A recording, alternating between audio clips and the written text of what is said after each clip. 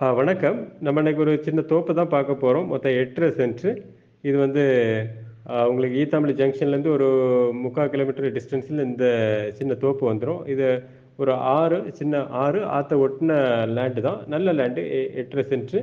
இந்த இந்த லேண்டுக்கு அடுத்தால பார்த்தீங்கன்னா, இங்க வந்துட்டு ஒரு ஒரு வளம் இருக்கு.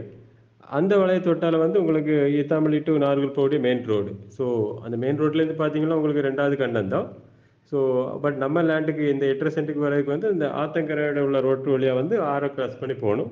ஸோ, இது வந்துட்டு 2,00,000 தான் கேட்குறாங்க. ஓனர் கேட்குற பிரைஸ் வந்துட்டு. ஸோ, கொஞ்சம் குறைச்சு கூட முடிக்கலாம். கொஞ்சம் அர்ஜென்ட் தான் உங்களுக்கு.